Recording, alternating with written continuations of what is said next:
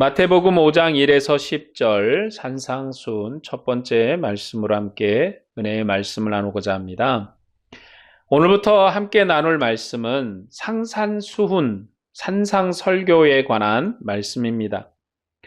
이 산상설교는 마태복음을 시작하는 아주 중요한 내용이기도 하고 굉장히 긴 내용인데, 이것을 나눔으로써 우리가 하나님이 우리에게 어떤 은혜를 베푸시고 또 어떤 나라를 우리에게 허락하여 주셨는지를 생각해 보려고 합니다. 특별히 마태복음은 출애굽기의 진행 방식을 따라 진행하는 성경이 특징입니다. 그래서 출애굽기처럼 모세가 시내산에서 백성에게 율법을 선포했던 것처럼 예수님께서 사단을 이기시고 천국 복음을 두루 전파하신 이후에 갈릴리의 산에서 천국의 율법을 선포하는 것이 산상수훈의 핵심입니다. 천국의 율법을 선포하셨다. 그리스도의 백성은 예수님께서 선포하신 율법으로 사는 백성이기 때문에 이 산상수훈은 교회에 아주 중요한 말씀입니다. 우리에게 중요한 말씀이기 때문에 그 내용을 좀 더 천천히 이렇게 급하게 하지 않냐고 살피면서 진행하려고 합니다. 마태복음은 산상수훈의 내용이 5장에서 시작해서 7장까지 이어지는 내용이에요. 5장, 6장, 7장 3개 장에나 걸쳐 있기 때문에 굉장히 많은 시간을 할애해서 사도 마태께서 산상수훈의 내용을 세밀하게 써서 우리에게 전해 주었습니다. 산상수훈은 예수님께서 갈릴리 산에서 천국을 설립하신 설립식이다라고 여러분이 항상 이해를 하셔야 돼요. 그러니까 산상수훈이 어떤 내용이냐? 산상수훈이 무슨 내용인가 했을 때 천국 설립식에 관한 말씀이다. 예수님께서 천국을 세우면서 그의 나라를 선포하심이죠. 마태복음의 산상설교와 비슷한 내용이 누가복음 6장에 있습니다. 그런데 누가복음에서는 예수님께서 평지에서 백성을 가르쳤기 때문에 평지설교라고 해요. 같은 내용이 있는데 마태복음은 산에서 가르쳤다 말하고 누가복음은 평지에서 가르쳤다 말합니다. 그래서 마태복음에서는 예수님께서 산에서 입을 열어 가르쳤기 때문에 산상수훈이다, 산상설교다 그렇게 부릅니다. 마태복음과 누가복음에 예수님의 천국 율법 선포가 나오지만 마가복음에는 또 이런 교훈이 없어요. 그러니까 마태복음과 누가복음은 있는데 마가복음은 없다. 복음서가 어떤 내용을 기록하고 어떤 내용을 빼는 것은 각 복음서의 주제와 강조점의 차이 때문에 그래요. 무엇을 강조하려는가에 따라서 그 내용이 있기도 하고 없기도 하고. 마태복음 예수님께서 말씀하시는 천국을 설립하시고 통치하신 왕이심을 강조해요. 누가복음은 구원의 소식을 두루 전파하고 가르치는 예수님의 선지 사역을 강조합니다.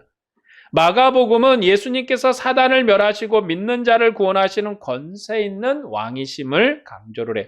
이게 강조점이 다르다 보니까 어떤 내용은 있기도 하고 없기도 하고, 여기에 얘기했던 것이 여기는 있고 여기에 얘기했던 것이 여기는 없고, 이런 내용도 있다는 거죠.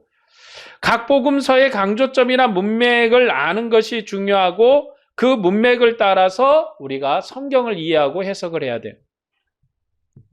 왜냐하면 교회는 기록된 대로 문맥에 비추어서 해석할 의무만 있을 뿐이에요. 성경 자료의 기원과 그 수집 과정을 비판할 자리에 있지 않다는 겁니다. 우리가 성경을 보면서 왜 하나님께서 천지를 창조하시고 선악과 나무를 왜 거기에 두었을까? 선악과 나무를 거기에 안 두면 안 먹었을 것이고 범죄 안 했을 것이고, 그럼 우리가 여전히 지상 낙원이라는 에덴 동산에서 살았을 것이 아닌가라고 우리가 계속 질문하지만, 그것은 사실 우리가 얘기할 수 있는 영역이 아니에요. 왜 그곳에 하나님이 선악과 나무를 두셨는지, 그리고 아담과 하와에게 선악과 나무의 시험을 두셨는지 그 이유는 알죠. 하나님께서 그들을 하나님의 법에 의해서 그들을 통제하는, 그들은 창조물이고 자유로이 하나님의 영이 들어있는 자들이기 때문에 하나님을 잃어버릴 위험이 있어서 하나님을 기억하는 제도로서 선악과를 두신 거예요. 그러나 우리가 왜 그 자리에 두셨는지, 또 뱀은 왜 타락을 했는지 많은 질문이 있지만 성경은 답을 안 해요. 왜냐하면 우리는 기록된 것만 받을 의무가 있는 거예요. 우리가 왜 기록되지 않은 이전에 왜 뱀은 어떻게 타락을 했는지, 또 사탄은 어떻게 타락을 했는지 우리가 알고 싶은 내용이 무수하게 많지만 성경은 말하지 않습니다. 왜냐하면 그 성경을 기록한 기원, 그 자료, 그리고 또 수집 과정, 이런 복음서를 쓰면서도 나타나는 이것들은 우리가 왜 그렇게 하셨습니까? 라고 물을 위치해 있지 않아요. 마치 이사야 29장에 보면 토기장에 관한 말씀이 나오는데, 지음을 받은 물건이 어찌 자기를 지은 이에게 대하여 이르기를 그가 나를 짓지 아니하였다 하겠으며, 빚음을 받은 물건이 자기를 빚은 이에게 대하여 이르기를 그가 총명이 없다 하겠느냐라는 말씀이 있어요. 그게 무슨 말이냐면, 토기가 왜 나를 이렇게 지었습니까? 좀 더 화려하고 또 볼품 있고 쓸모 있는 물건으로 만들어 주시죠. 또 때로는 왜 나를 만들지 않았습니까? 라고 말할 수 없는 것이, 창조자에게 우리가 뭐라 말할 수 있는 위치에 있지 않다는 거예요.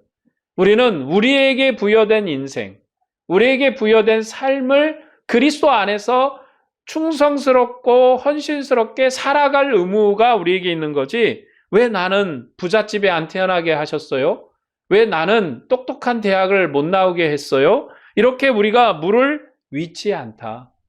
우리에게 주어진 삶을 최선을 다해서 달리고, 우리에게 주어진 삶을 최선을 다해서 수고하고, 그러면 우리가 하나님의 은혜 가운데 합당한 것이지, 왜 나를 이렇게 지었습니까? 나를 이렇게 왜 만드셨습니까? 라고 물을 위치에 있지 않다는 거예요.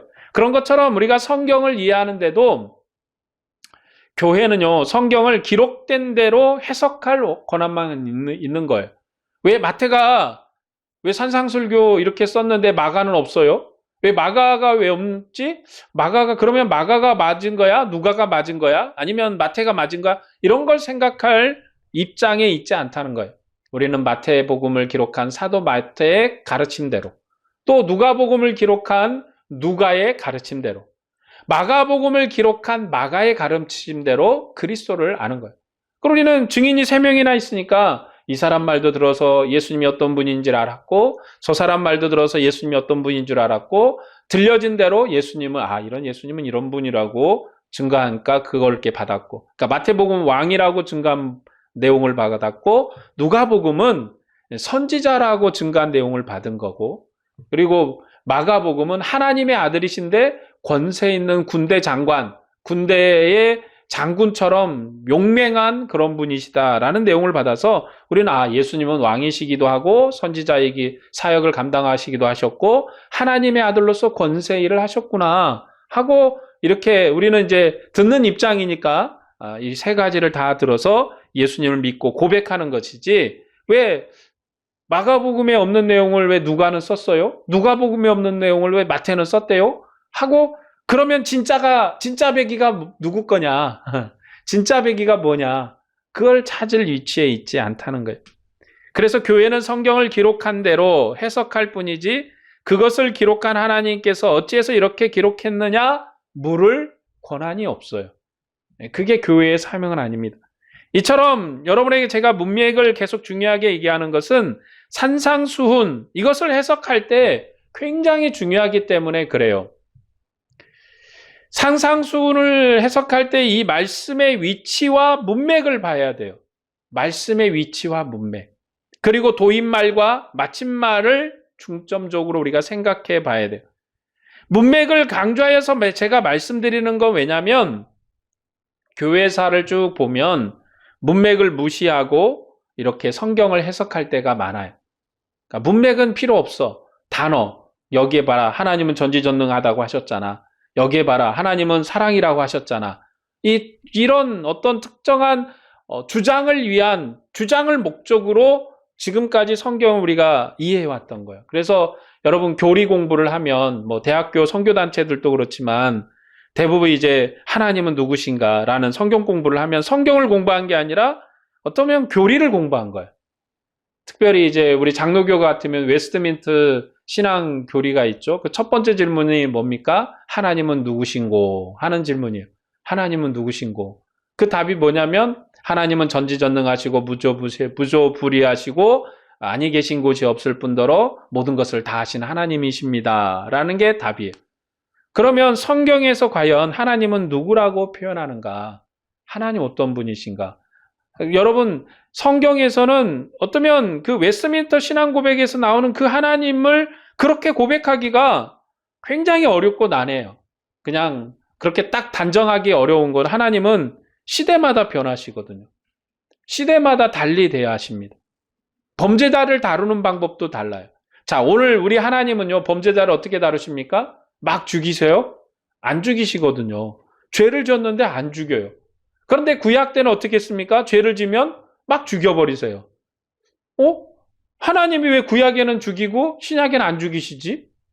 여러분, 하나님 오늘도 막 살아계시다면 막 교회 가운데 막 죄가 있으면 제비 뽑아가지고 막 죽이고, 처음에 이스라엘 백성이 이제 출애굽해서 여호사 장군에 의해서 가나안 땅 첫 전쟁인 여리고 전쟁을 한 이후에 아가성 전쟁을 할 때 실패를 했잖아요. 그 원인을 찾으니까 아간이라는 사람이 원래 이 하나님의 첫 전쟁이기 때문에 거기서 나오는 모든 노량물은 하나님의 것인데 거기서 훔쳤잖아요. 그걸 훔쳐가지고 제비 뽑아가지고 아간이 잘못했다 그래서 아간의 범죄를 처단하는데 용서해줄게 이런 게 아니라 죽여버리잖아요. 네, 아간만 죽인 게 아니라 집안 사람 전체를 다 못살시킵니다. 처도 죽이고 자녀들도 죽이고, 그리고 거기에서 나온 재산도 다 불살라버려요. 거기서 나온 모든 가축까지도 다 죽이고, 그러니까 집안 전체를 다 죽여버렸어요. 가축까지 다 죽여버렸거든요. 왜 그러셨지? 그런데 신약교회에서는 여러분 절대 그런 일은 없어요. 다행이죠. 제가 조금 잘못해도 조금 염려가 되는 안심이 되는 게 나를 죽이지는 않겠다 이런 생각이 드는데 왜 이렇게 하나님이 자기 백성을 대하는 방식이 다를까? 시대가 다르기 때문이고 우리가 하나님을 대하는 그런 교제의 관계가 다르기 때문에 교제의 관계, 종으로서의 관계를 교제하는가, 자녀로서의 관계로 교제하는가, 이 교제의 관계가 굉장히 중요하거든요. 그러니까 요점은 뭐냐면 우리가 교회사에서 보면 성경이 문맥의 내용들을 무시할 때가 굉장히 많았다. 특별히 이 산상수는요, 굉장히 여러분 좀 무시되기도 하고 문맥이 이해 없이 그냥 우리가 이해할 때가 많았어요. 그래서 교회의 도덕성에 대한 얘기나 때로는 교회를 개혁하는 문맥으로 인용되기도 합니다. 여러분 여기에 도덕성이 있을까? 산상수훈. 오늘 가장 그 산상수훈 첫머리 중에 이 가장 우리가 정말 문맥에서 이해를 해봤을 때 가장 어쩌면 이해를 못하는 부분들이 이게 처음 우리가 읽었던 이 5장 1에서 10절 내용 아니겠습니까? 심령이 가난한 자는 복이 있나니. 어떻게 하면 심령이 가난해지지? 여러분 어떻게 하면 심령이 가난해질까요? 예수님이 말씀하셨잖아요. 심령이 가난한 자는 복이 있어. 어떻게 하면 심령이 가난해질까? 근데 심령이 가난한 자는 복이 있다고 그러는데 어떻게 하면 심령이 가난한지를 얘기를 안 하고 있어요. 어떻게 해야 심령이 가난해질까? 그거는 어려운 내용이 아니고 사실 이 나라 복음, 나라 설립시래기라고 그랬잖아요. 나라 관련. 그러니까 지금 이 산상설교는요. 개인의 어떤 도덕성, 윤리성에 대한 얘기가 아니라 나라에 관한 얘기예요. 나라에 관한 얘기. 사실 5장 1절에서 10절의 내용은요. 이전 구약 나라에 헌신한 자들에 대한 위로의 말씀이에요. 이전에 예수 그리스도께서 오실 때까지 수고한 자들이 있었잖아요. 아브라함이라든지 다윗이라든지 이후에 여러 선지자라든지 특별히 에레미야 같은 선지자, 엘리야 같은 선지자, 정말 하나님의 언약을 위해서 수고한 자, 그리고 이름도 없이 빛도 없이 남은 자들, 7천의 남은 자들, 엘리야 시대 때 나오잖아요. 남은 자들, 그리고 그루터기. 그러면 하나님의 법을 기다리고 하나님이 오시기를 고대하고 하나님의 영광스러운 메시아의 나라가 오기를 위해서 수고하며 여전히 여호와의 신앙을 지키고 믿음으로 살았던 그들을 향해서 먼저 위로의 말씀을 하시는 거예요. 그 내용은. 그들이 바로 심령이 가난한 자들이죠. 정말 다른 사람들은 얘기합니다. 야, 바알을 믿어봐. 복돼. 바알 믿으면 공무원도 될 수 있고 뭣도 될 수 있고 다 그런 거야. 뭐 하나님이 너희를 지켜주신대? 하나님이 너희를 보호해 주신대? 아니야. 그렇게 안 살아도 돼. 라는 그런 도전 앞에서도 여전히 끝까지 믿음을 지키고 믿음을 위해서 수고하고 헌신했던 자들. 구약의 남은 자들. 엘리야 같은 사람들. 그리고 에레미야 같은 사람. 여러분, 에레미야 선지자는 눈물의 선지자거든요. 하나님이 너희를 이미 맷때리기로 작정을 하셨대. 그러니까 순수하게 매를 맞아. 그러면 나라를 빼앗기거나 너희의 가족들이 죽거나 그러진 않을 거야. 좀 고생은 하겠지만 이렇게 처참하게 가지는 않을 거야. 그러니까 사람들이 얘기합니다. 저런 매국노가 어디 있냐고. 아니, 우리가 여호와 하나님을 섬기는 사람들이고 우리에게 성전도 있고 제사장도 있고 우리가 매일 예배를 드리는데 이방인 앞에 가서 무릎을 꿇고 용서를 하고 빌라고 그들에게 우리의 목숨을 구걸하라고 이런 매국노, 이런 불신앙자, 이런 이단자가 어디 있냐고. 예레미야 그렇게 두들겨 맞았어요. 그런데 그들의 삶, 그들의 조상들의 삶, 그들의 삶은 여호와의 이름을 부르지만 여호와는 없어요. 그들이 박하와 11조, 박하와 이런 곡물의 11조를 드리는데 하나님을 향한 사랑이 없어요.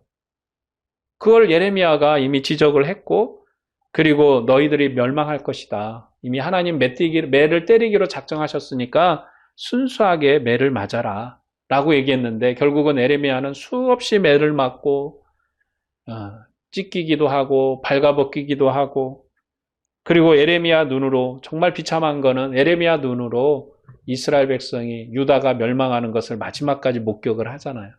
예레미야가 그좀 눈물의 선지자죠. 근데 하나님이 이미 매를 때리기로 작정을 했었어요. 그런 와중에도 예레미야는 매를 맞을 걸 각오하면서 눈물을 흘릴 걸 각오하면서 여전히 그들의 마음에 들지 않는 소리, 자기 백성에게 마음에 들지 않는 소리를 하는 거예요. 우리는 다 똑같아요. 사람은요. 좋은 소리 듣고 싶잖아요. 당시 우리가 정말 우리가 하나님 앞에 왜 사랑을 못 받아? 나 예배도 나가고 헌금도 하고 찬양대도 하고 봉사 얼마나 많이 하는데 내가 하나님을 왜 나 사랑 안 해? 여러분, 우리의 행위가 하나님 앞에 사랑거리가 되는 게 아니라 하나님의 뜻에 맞는 삶을 사는 것, 이게 우리가 하나님 앞에 사랑받는 거예요. 그러니까 우리가 하나님의 말씀에 귀를 기울이고 하나님의 말씀의 해석이 왜 중요하나? 여러분, 설교가 왜 하나님의 말씀을 해석하는 게 왜 중요하냐? 왜냐하면 하나님의 뜻을 바르게 알아야 하나님을 바르게 섬길 수 있는 길이 열리는 거예요. 이런 거와 비슷하다고 할 수 있겠죠? 어린아이한테 1,000원을 줬어요. 그리고 엄마가 시킵니다. 마트에 가서 콩나물 사와. 엄마가 뭐라고 그랬어요? 콩나물 사와 그랬잖아요. 근데 아이가 가서 자기 마음대로 사탕 한 봉지를 사들고 왔어요. 그리고 나서 엄마 나 심부름했어요. 그리고 잔돈도 돌려주고 왔단 말이에요. 여러분, 심부름은 했는데 엄마가 지시한 목적은 이루진 않았잖아요. 콩나물 사라고 그랬지 어때? 사탕 한 봉지 사오라고 그랬지 시켰냐고요. 똑같아요. 저는 그 얘기를 항상 말씀드리기도 하고 얘기도 하는데 왜냐하면 우리가 하나님의 말씀을 이해를 못하면요. 똑같이 행동하는 거예요. 하나님은 이렇게 하라고 지시했는데 엉뚱한 짓 하고 있는 거예요. 막 하나님은 네가 날 사랑해. 너 날 사랑하니까 정말 너는 나를 사랑하는 일을 해. 그런데 막 청소하고 교회 와서 화장실 청소하고 막 그러고 그거 다 했다고 하나님을 사랑하는 거예요. 여러분 이스라엘 백성이 얼마나 철저하게 11조를 드렸어요. 여러분 가루로 돼 있는 거에 그 곡물에 11조를 드렸다니까요. 철저하게. 그리고 하루에 3번씩 기도했어요. 기도 시간에 딱 그 치장에서 걸리잖아요. 그러면 자루 깔고 막 거기서 기도해. 어쩌면 우리가 이슬람 그 성도들이 막 하루에 3번씩 기도한대잖아요. 그 메카를 향해서 뭐 시간대. 우리나라 와서도 마찬가지예요. 근데요, 하나님 우리에게 질문합니다. 네가 정말 날 사랑함으로 하는 거냐? 여러분, 예배가 중요한 게 아니라 하나님을 사랑함으로 하는가?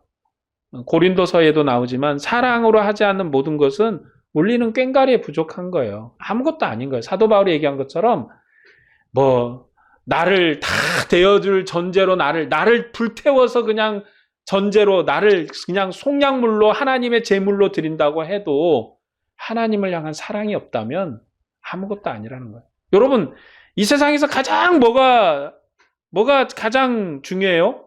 내 목숨만큼 중요한 게 어디 있어요? 그렇죠? 근데 내 목숨을 내어놓는다 할지라도 하나님을 향한 사랑이 아니면 울리는 꽹과리에 불과하다는 거예요. 이처럼 우리가 성경의 말씀을 문맥을 따라서 제가 이해해야 된다라고 계속해서 말씀드리는 이유가 문맥이 그 단어와 그리고 그 상황을 좌지우지하는 거예요. 단어가 문맥을 좌지우지하는 게 아니라 문맥이 하나님의 은혜로 그 사랑 안에서 그 내용을 좌지우지합니다. 이것은 어떤 문학을 해석하든지 마찬가지. 어떤 문학을 해석하든지. 근데 성경은요, 한마디로 얘기하면 성경도 역사가 있어요. 역사. 타임라인이 있다고요. 역사. 여러분, 우리의 신앙도요, 역사가 있어요. 이게 이방의 무당신앙하고 우리와 다른 점이에요. 역사가 있어요. 하나님이 내 삶 속에 직접 개입하셔. 그 시간의 타임라인이 있어요. 하나님이 아브라함의 삶에 개입을 하셨어요. 그 아브라함의 삶에 개입하셨던 그 역사. 하나님이 이스라엘 민족에게 개입하셨어요. 그 이스라엘 민족에 개입했던 시간적 순서와 역사가 있어요. 예수님이 역사의 한 공간, 지금으로부터 2000년 전에 그 팔레스타인 지역, 이스라엘 지역의 그 시대의 역사에 개입을 하신 거예요. 그 역사. 그렇기 때문에 성경의 기록은 역사가 있어요. 역사가 있다는 것은 역사의 흐름에 맞는 문맥이 있다는 겁니다. 먼저 우리는 산상수훈의 위치를 좀 살펴보려고 합니다. 마태복음의 문맥에서 산상수훈의 위치는 사단을 물리친 천국의 왕께서 갈릴리에서 그에게 오는 모든 자들을 천국의 생명으로 치료하시고 그를 따르는 무리에게 권세 있는 말씀으로 그의 천국을 설립하신 그러한 내용이에요. 반복되는 말씀이지만 천국 설립에 관한 말씀이다. 하나님께서 그의 말씀으로 천지와 만물을 그의 궁전으로 지으시고 시내 산에서 모세를 통해서 이스라엘을 율법의 말씀으로 그의 나라를 지으신 것처럼 세상 끝날에 하나님의 아들이신 그리스도께서 말씀으로 천국을 세우셨습니다. 그래서 산상수훈은 천국을 설립하는 권세 있는 하나님의 말씀이에요. 여러분, 오늘 내용을 조금 이제 다음 주에 다시 하는 수가 한이 있다 할지라도 좀 말씀드려야 될 내용이 천지창조에 관한 얘기입니다. 여러분, 우리는 천지창조 그러면 세상 만물을 지으셨다. 사람을 만드시고 뭐 이렇게 해도 만드시고 달도 만드시고 우와 달도 만드셨어. 해도 만드셨어. 어떻게 저렇게 되지? 막 거기서 끝나는데요. 창세기가 얘기하는 천지창조의 핵심은요. 하나님의 나라 건설이에요. 하나님의 나라 건설. 그러니까 하나님이 천지와 만물을 만드셨는데 하나님의 나라의 구성원으로 천지와 만물을 만드시고 그 나라를 만드신 이후에 그 나라의 통치자로 사람을 만들었어요. 그러니까 아담은요, 하나님이 대리자로 세운 왕이에요. 천지와 만물을 통치할 왕이에요. 하나님이 세우신 그 왕의 자리에서 왕의 권세를 행합니다. 그래서 하나님이 세우신 이 사람이라는 사람이 모든 천지 만물의 우두머리예요. 그래서 사람이 주관을 해요. 그래서 사람이 천지의 모든 자의 이름을 붙입니다. 여러분, 성경에서 이름을 붙인다는 것은 굉장히 중요한 의미가 있어요.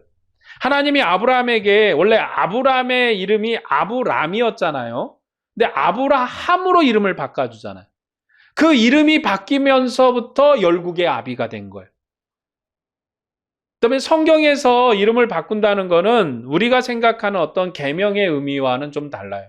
야, 우리도 아브라함이 된 다음에 복을 받았잖아. 그러니까 우리 이름도 바꿔야지. 뭔 이름으로 바꾸면 복을 받을까? 이런 개념이 아니라 하나님의 구원 역사, 하나님의 구원의 시간의 타임라인이 새로운 시대, 새로운 역사로 발전하고 개입된 거예요. 하나님이 개입을 하시잖아요. 이름을 바꾸세요. 원래 사라의 이름이 사레였어요. 그런데 이름을 사라라고 이름을 바꾸시는데 열국의 어미가 됐어요. 열국의 어미가 된 다음에 이제는 이삭을 낳잖아요. 그러면 자, 아브라함의 이름이 뭐였습니까? 열국의 아버지예요. 사라의 이름이 뭡니까? 열국의 어머니예요. 어떻게 열국의 아버지가 되고 열국의 어미가 되지? 여러분, 이스라엘 백성이 뭐 커봐야 중국의 인구에 비교하겠어요? 인도의 인구에 비교하겠냐고요. 이스라엘이 아무리 커봐야 중국보다 크지도 않잖아요. 일개 이스라엘 뭐 아무리 여기저기 흩어진 사람을 다 모아놔도 중국 인구만 하겠냐고요. 그럼 어떻게 아브라함이 열국의 아비가 됐지? 여러분, 그 열국의 아비의 영광을 완성하신 분이 바로 예수 그리스도세요. 우리가 예수 그리스도를 통해서 영적 아브라함의 후손이 됐다고 히브리서가 우리에게 가르치잖아요. 우리가 예수 그리스도 안에서 아브라함이 우리의 조상이 되었어요. 그 아브라함이 우리의 아버지예요. 우리의 조상이에요. 천하 만민이 예수 믿는 모든 열국의 사람들이 아브라함을 믿음의 조상으로 고백을 합니다. 아브라함을 자기 아버지로 고백을 해요. 예수 그리스도 안에서 하나님이 너는 열국의 아버지가 될 것이다. 그 약속이 완성이 된 거예요. 그 약속이 예수 안에서 완성이 된 거라고. 사라가 열국의 어미가 될 것이라는 약속이 거기서 완성이 됐어요. 이처럼 하나님께서 처음 천지와 만물을 지으셨을 때 그것은 바로 하나님의 궁전이었어요. 천지와 만물이 하나님의 궁전, 해와 달이 하나님의 건축하신 궁전이고 그곳에 있는 식물이나 동물이나 모든 생명이 있는 것은 하나님의 백성이었어요. 그 백성을 통치하기 위해서 아담을 세웠다고. 그 아담이 타락한 것은 단순히 한 인간의 타락에 그치는 것이 아니라 하나님의 나라가 무너진 거예요. 하나님의 열국이 무너진 거예요. 왕이 타락을 하면요. 왕이 대표자잖아요. 나라의 대표자. 여러분, 오늘 우리의 대표자는 누굽니까? 외교적으로 대통령이 대표자잖아요. 그래서 대통령이 다른 나라에 가서 수교를 해요. 사인을 딱 합니다. 그러면 그 나라 우리가 이제 수교한 거 되는 거죠. 당교도 마찬가지예요. 수교 관계를 끊는 것도 나라 대통령이 결정을 하는 거예요. 백성들이 막 손들고 그거 안 된다고 해도 나라 대통령이 사인을 딱 하면 수교와 당교가 이루어지는 거예요. 물론 내부 국가 안에서 여러 가지 정치적인 문제는 있겠지만 외교적으로 딱 결정이 되는 거잖아요. 수교하고 당교하고 나라의 대통령이 국민의 권세를 가지고 그렇게 하는 겁니다. 하나님이 아담을 하나님의 나라의 왕으로 장관으로 세워놨어요.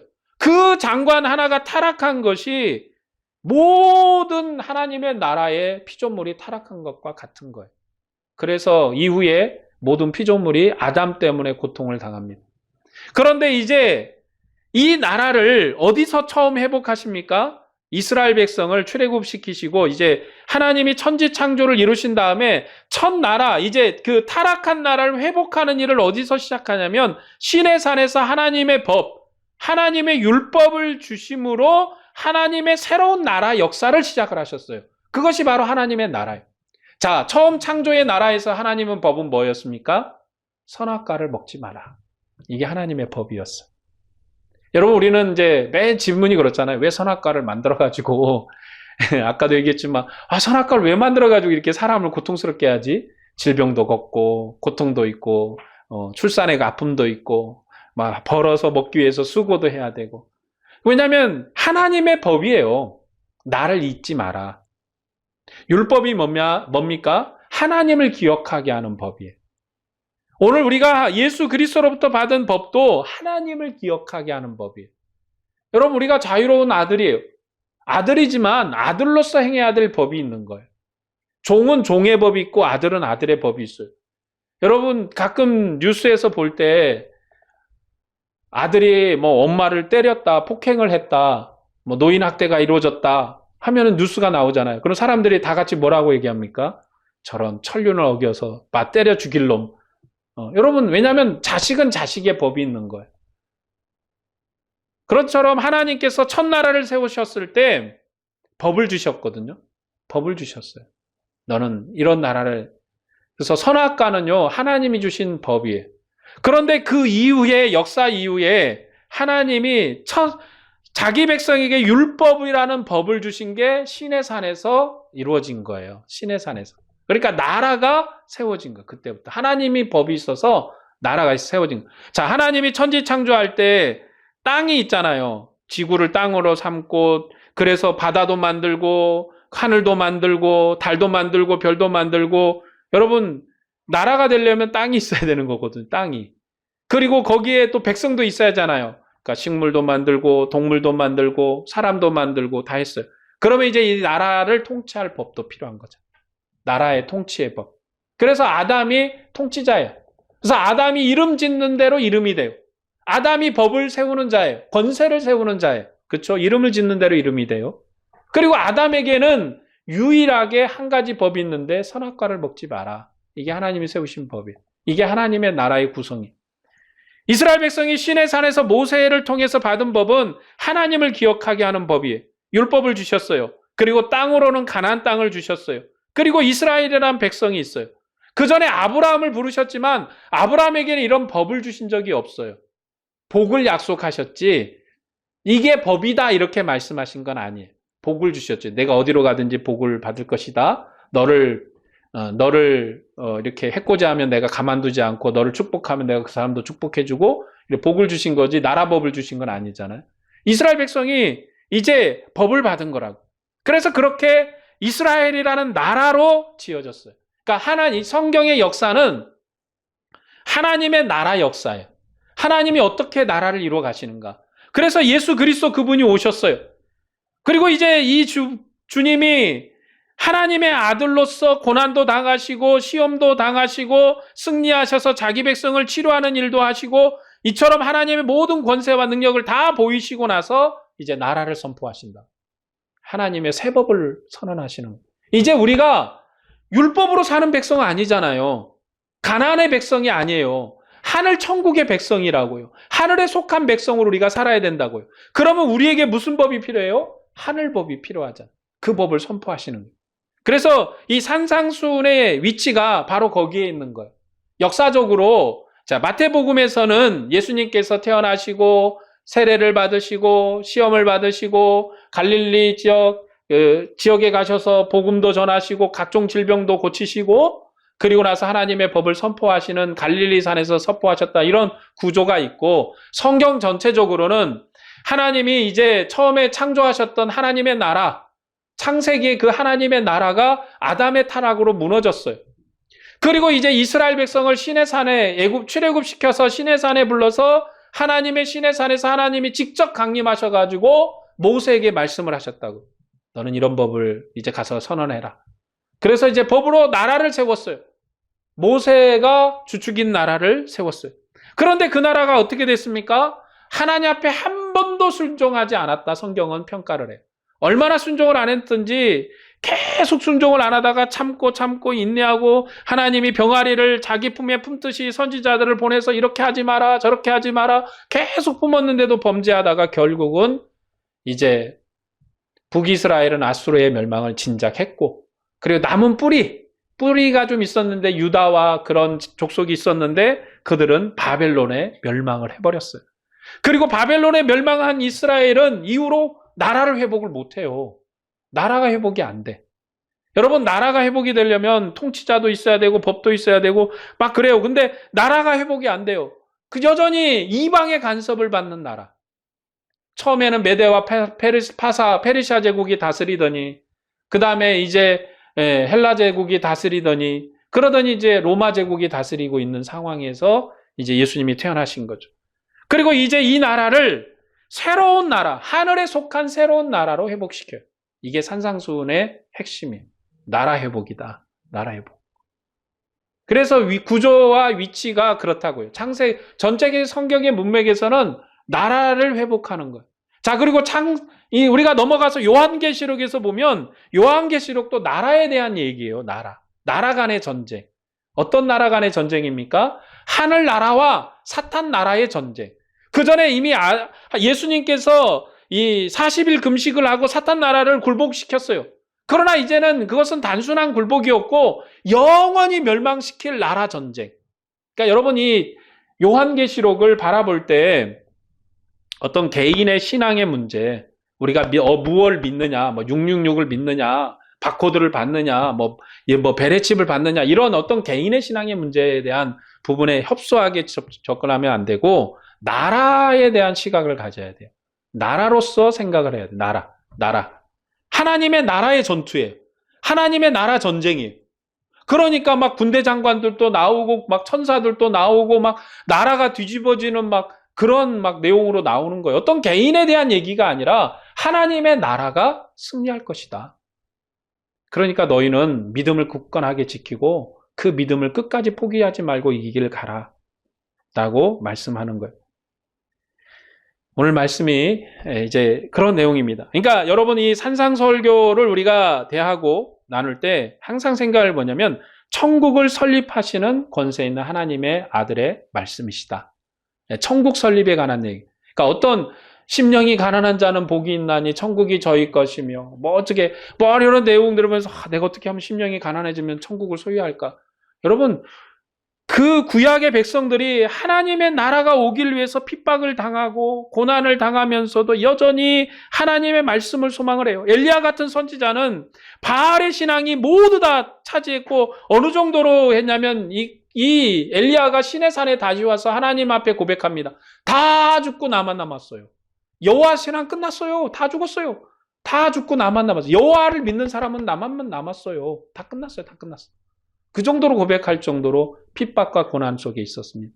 하나님의 신앙이 그렇게 무너져 버렸다고. 그런데 하나님께서 엘리야를 위로하시죠. 바알에게 무릎 꿇지 않는 7천을 내가 남겨뒀다. 구석구석 눈에 보이지 않지만 뿌리가 남아있다는 거예요. 내가 그들을 통해서 새로운 메시아의 나라를 일으킬 것이다. 그 메시아의 나라를 위해서 그 뿌리 끝끝에서 정말 고난과 핍박과 바알에 무릎 꿇지 않게 해서 자기의 생명을 내어놓는 그런 아픔 속에서 살아왔던 자들, 바로 그런 자들이 심령이 가난한 자들이에요. 여호와의 신앙을 위해서, 믿음을 위해서, 하나님의 나라를 위해서, 핍박과 환난이. 여러분 바로 우리가 심령이 가난한 자들, 하나님을 향한 믿음의 소망을 위해서 이 아침부터 일요일날 아침 다른 사람들은 예수 안 믿는 사람들은 라면 끓여 먹고 어디 놀러 갈까 이걸 궁자는 이 시대에 정말 예배를 위해서 아침부터 일어나서 머리 감고 옷 단장하고 나와서 예배에 앉아있고 모든 여러분 시간을 여기에 마치고 또 여러분 복음을 위해서 많은 사람들이 저 교회 다니는데 지금은 좀 덜하지만 옛날에요. 술 안 마시고 그러면 교회 다니면서 술 안 마시고 담배 안 피고 그러면 직장 생활을 하는 때 힘들었어요. 제가 어렸을 때는 그게 가장 큰 걸림돌에서 예수 믿는 사람들이 술 안 마시고 담배 안 피는 거. 왜냐하면 지금은 이제 직장에서 누가 사무실에서 담배 피는 사람 없잖아요. 근데 80년대, 70년대는 직장에서 담배 폈어요. 담배를 그냥 아무데나 앉아가지고 다방에 가서 담배 피고 길에서도 담배 피고 사무실에도 담배 피고 집에서도 담배 피고 어디 가든지 재떨이가 있었던 시대가 있었어요. 재떨이가 없는 데가 없었어요. 심지어 여러분 버스 안에서도 담배를 폈어요. 그래가지고 버스 이렇게 보면 재떨이가 이렇게 달려있는 버스 의자에 재떨이가 달려 있었다고. 그런 중에 그 신앙을 지키기 위해서 정말 많은 사람들이 예수 때문에 고통을 당하고 직장에서 승진에 누락당하기도 하고. 왜냐하면 금방 표가 나거든요. 예수 믿는 사람은. 담배도 안 피워, 술도 안 마셔. 술도 안 마신다고. 그런 핑찬과 그런 어떤 불이익 속에서도 오직 믿음을 위해서 수고하고 헌신했던 자들. 그들이 바로 심령이 가난한 자들이에요. 어떻게 심령을 가난하게 할까? 여러분 어떻게 하면 심령이 가난해질까요? 오늘 또 금식을 하고 마음을 막 비우고 그럼 심령이 가난해질까요? 이거 어떻게 이 심령을 가난하게 그런 의미가 아니고 문맥으로 보고 성경의 전적인 나라적 개념을 보면 그 심령이 가난하다 함이 주님의 나라를 위해서 헌신한 자들이에요. 주님의 나라를 위해서 수고한 자들. 먼저 그들을 위로하십니다. 이제 그들에게 말씀하시기를 천국이 너희 것이다. 왜냐하면 하나님 예수님이 천국을 가져오셨잖아요. 그러니까 이게 너희 거야. 라고 그들을 먼저 위로하시는 말씀입니다. 이렇게 구조를 보면 오늘 말씀이 우리가 어떤 말씀인지, 우리에게 무엇을 얘기하려고 하는지 그 내용을 알 수가 있는 것이지. 그래서 여러분 구조와 문맥이 중요하다 이 말씀이고, 오늘 이제 우리가 산상설교를 쭉 나눠가면서 하나님이 우리에게 어떤 음성을 들려주시는가. 이때 서론이 좀 있을 거예요. 그리고 이제 천천히 또 내용들을 살펴가면서 말씀을 드리겠습니다. 기도하겠습니다.